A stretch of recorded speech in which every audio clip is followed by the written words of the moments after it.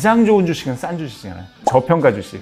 그게 다 한국에 몰려 있지 않습니까? 우리가 그걸 잘 알고 있고. 그래서 그 ETF 중에 200이란 들어가 코스피 200을 예. 그래서 그런 한국을 추종하는 ETF를 하시고 그다음에 S&P 500은 기본을 깔아 놓으시고 제가 좀 더 기술주에 집중하고 싶다 그러면 QQQ 같은 거 있죠. 나스닥에 집중하시면 되겠죠. 최근 수년간 보면 한미 동종 요새 많이 떨어지고 있습니다. 그래서 한국과 미국을 섞기에는 매우 적기죠. 미국이 안 좋을 땐 우리나라 좋고 마음 편한 장기 투자에는 ETF가 친구잖아요. 그래서 둘 다 투자해야 마음이 편하고요. 저도 좀 놀랐는데요. 삼성전자랑 하이닉스 시총을 합쳤잖아요. 그러면 코스피 전체에서 23에서 24% 사실은 엄청 집중된 AI 관련 투자가 됩니다. 지수 추종만 해도.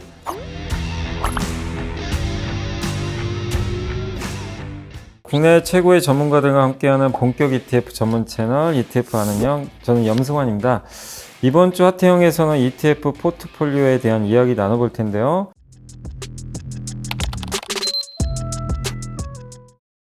증권사에서 이게 증권맨으로 활약을 하다가 경제 전문 기자로 변신해서 현재는 매경 M+ 기자로 활동하시면서 ETF 투자의 모든 것이라는 그 책을 펴낸 문희로 기자님과 함께 ETF 포트폴리오 구성법에 대해서 알아보도록 하겠습니다. 기자님 안녕하세요. 안녕하십니까. 아유 이렇게 여기서 뵈니까 너무 반갑네요. 쑥스럽기도 하고 제가 여기에 서야 되는 건지 잘 모르겠습니다. 위치가 바뀐 것 같은데.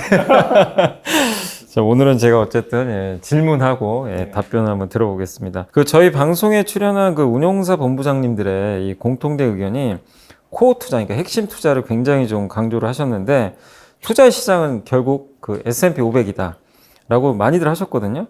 근데 문희로 기자님은 여기에 좀 동의하시는 편인가요? 네, 동의합니다. 일단 그 제일 잘 나가는 기업 500개 기업 묶었는데 ETF는 분산이잖아요. 맞습니다. 그래서 러셀 2000이라는 소형주 지수도 있죠. 2000개는 너무 많이 분산되어 있고 그 다음에 나스닥 100곳 정도도 조금 너무 집중되어 있는 느낌인데 그 중간에 500개 그 미국의 본사가 있는 500개 기업을 핵심 기업을 아까 좋은 말씀 하셨는데 코어 근데 사실은 그 500개 기업이 미국의 본사만 있지 사실은 글로벌 기업이거든요. 그 유명한 엔비디아 같은 경우도 매출의 53%는 미국 이외 지역에서 나옵니다. 그래서 사실 S&P 500을 사면 우리가 자본주의 경제, 이 지구상의 경제 리스크와 동질화되는 그런 안전성을 누릴 수 있고요. 그래서 S&P 500이 코어이자 기본. 제 책에도 그렇게 나와 있죠. 그러면 이게 S&P 500부터 우리가 투자를 해야 되는지 나는 근데 코스피 200부터 하고 싶다. 이런 분들도 분명히 계실 텐데 좀 어떤 말씀 해주시고 싶으세요? 둘 다 하셔야 됩니다. 추천사에도 제 책에 추천사에도 쓰셨지만 코스피 200 올해 상반기에는 뭐 미국을 압도적으로 이겼죠. 그리고 앞으로 상승 여력이 남아 있고 그리고 주주환원, 밸류업이 기본을 깔려 있잖아요. 가장 좋은 주식은 싼 주식이잖아요. 항상 염이사님이 강조해서 저평가 주식. 그게 다 한국에 몰려 있지 않습니까? 우리가 그걸 잘 알고 있고 그래서 그 ETF 중에 200이란 들어가 200이라는 숫자가 참 애매모호하면서도 한국에만 있으니까 검색해 보시면 다 이제 코스피 200을 그래서 심지어 코스피를 생략하고 무슨 코덱스 200 뭐 이런 식으로 나오거든요. 네, 그런 한국을 추종하는 ETF를 하시고 그다음에 S&P 500은 기본을 깔아 놓으시고 제가 좀 더 기술주에 집중하고 싶다 그러면 QQQ 같은 거 있죠. 나스닥에 집중하시면 되겠죠. 최근 수년간 보면 한미 동종 요새 많이 떨어지고 있습니다. 그래서 한국과 미국을 섞기에는 매우 적기죠. 미국이 안 좋을 땐 우리나라 좋고 마음 편한 장기 투자에는 ETF가 친구잖아요. 그래서 둘 다 투자해야 마음이 편하고요. 해외 투자자 입장에서는 코스피가 위험 자산이지만 국내 투자자들은 이 IT가 집중된 저도 좀 놀랐는데요. 삼성전자랑 하이닉스 시총을 합쳤잖아요. 그러면 코스피 전체에서 23에서 24% 사실은 엄청 집중된 AI 관련 투자가 됩니다. 지수 추종만 해도 우리는 그걸 알잖아요. 그러니까 좀 더 공격적으로 나갈 수가 있겠죠. 기자님 책 그 ETF 투자의 모든 것 내용을 보면 서로 이제 보완이 잘 되는 ETF 조합을 추천을 해주셨거든요. 그 중에 이제 몇 가지를 좀 보면서 얘기해 주시면 좀 좋을 것 같아요. SP 500을 추종하는 ETF와 저도 이게 책을 쓰면서 조금 알게 됐는데 디보 같은 게 좋은 것 같아요. 디보가 이제 배당 성장주이면서 약간 방어적 섹터 비중이 높잖아요. S&P 500 같은 경우는 여기서 잘 아시겠지만 IT 비중이 높지만 디보 같은 경우는 금융주 비중이 높으니까 서로 이렇게 합쳤을 때 겹치지가 않고 그래서 좋죠. 그리고 디보 같은 경우는 조금 논란이 되고 있습니다. 커버드 콜 전략이 들어가죠. 디보는 위치가 어느 정도 되냐면 QQQ랑 한 JP 중간 정도 되지 않을까? 그래서 커버드 콜 전략 비중이 그렇게 높지는 않습니다. 예, 그래서 아무래도 분배금은 조금 줄겠지만 그래도 S&P 500을 좀 보완하기에는 좋은 종목이 아닐까 해서 디보를 추천드리고요. DGRW 같은 것도 있습니다. 그래서 가치 배당, 다 가치주 계열에 있는 그런 ETF를 조금 공격적.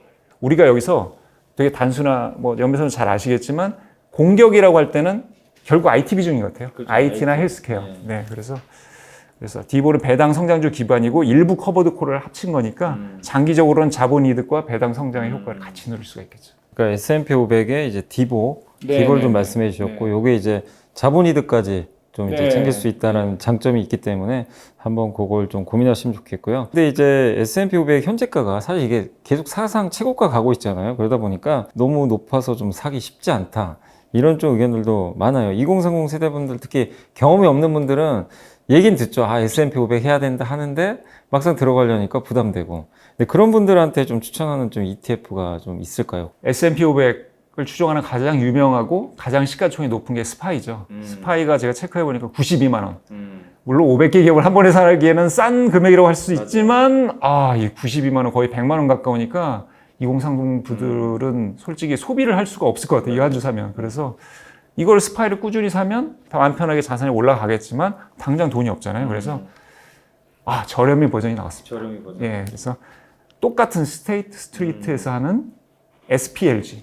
예, 요거는 지금 10만 원이거든요. 10만 원. 그래서 한 주에 10만 원이니까 이제 스파이가 비싸면 SPLG로. 아니, 그러면 어떻게 이럴 수가 있는 거냐? 금융상품이 똑같은데 어떻게 더 싸냐? 이렇게 하시는데 유동성 리스크가 조금 더 높은데 SPLG도 엄청나게 큰 ETF가 됐습니다. 그래서 혹시 여러분이 뭐 100조 정도 운영하지 않으시면 그런 걱정은 안 하셔도 되니까 SPLG 소액 투자자 이렇게 하셔갖고 지금 뭐 S&P가 고평가됐으니까 뭐 좀 저렴이 버전으로 하시면 돼요. 이게 그냥 주식으로 개별 종목 투자하시는 분들한테 좀 이해하기 쉬울 액면 분할을 했다고 생각하시면 될 것 같아요. 네. 그래서 이게 100만 원짜리를 10만 원으로 액면 분할했다. 똑같은 상품이라고 생각하시면 됩니다. 2030 세대들이 그 말씀하신 그 SPLG와 함께 또 담아가면 좋을 만한 또 ETF 좀 조합이 있을까요? 당연 QQQ죠.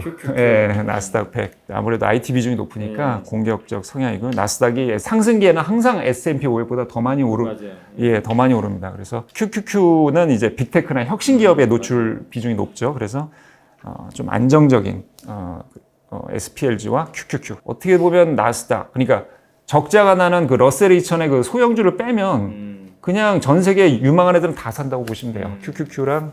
근데 문제 조금 겹치는데 어쨌든 굳이 업종으로 따지면 QQQ는 기술주. SPLG는 금융, 헬스케어, 필수 소비재. 방어적인 섹터가 있으니까 서로 완충 역할을 합니다. 그래서 리스크 조절 효과가 있으니까 장기 성장과 안정적 수익률을 동시에 추구할 수 있다. 그리고 SPLG는 이제 저비용이죠. 비용이 좀 싸고요. 그 QQQ는 근데 이게 조사하면 0.2%인데 연 0.2% 떼는 걸 비싸다고 해야 될지는 모르겠어요. 그래도 그 SPLG, 그 S&P 500 계열은 경쟁이 너무 심합니다. 블랙록까지 들어와서 지금 그래서 계속 추력 경쟁이거든요. 계속 싸지고 있으니까. 근데 QQQ는 그거보다는 다소 높지만 역시 저렴하다고 할 수 있습니다. 이 정도면 연 0.2% 떼는 거라면 그냥 기술 성장주를 산다. 거기에 대한 대가라고 보시면 되겠습니다.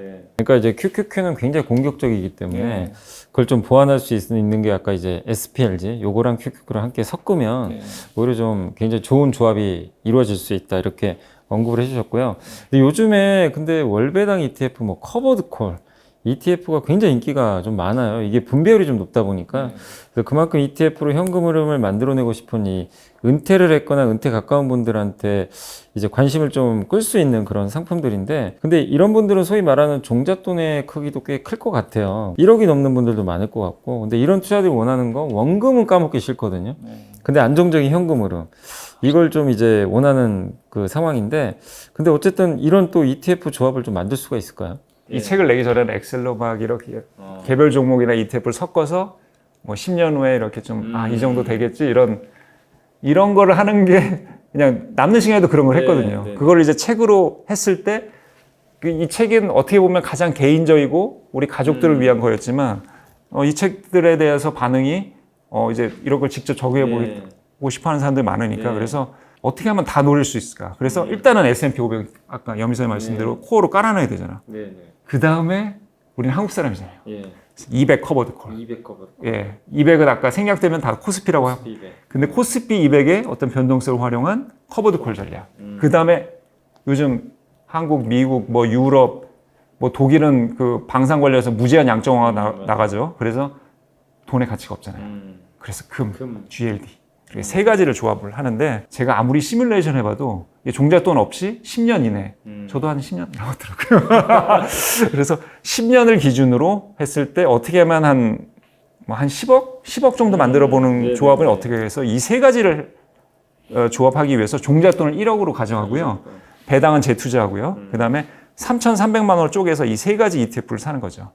그래서 근데 이제 그걸로도 충분치 않더라고요. 그래서 월 100, 50, 100. 그러니까 S&P 500이랑 금 GLD는 100씩. 그 다음에 200 커버드 콜은 250만 원씩 해갖고 10년 배당 재투자라면 10억 6천만 원 정도 나오더라고요. 근데 이 정도 투자인데도 월은 175만 원입니다.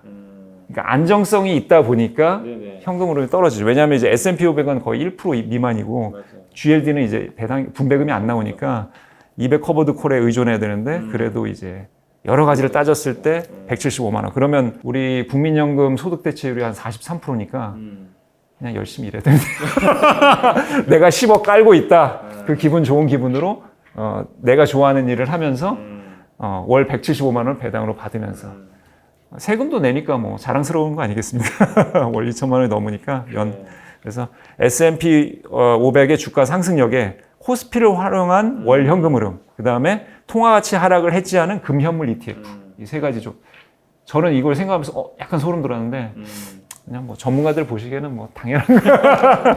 아니 근데 이걸 또 조합하는 거는 다른 문제거든요. 이런 걸 이제 조합하는 거 생각하는 것 자체는 보통 이러고 놀지 않습니까? 아니 저는 안 그랬는데 왜냐면 이제 이런 거 보면 S&P 500만 해야지 보통 이제 금 좋으면 금 해야지.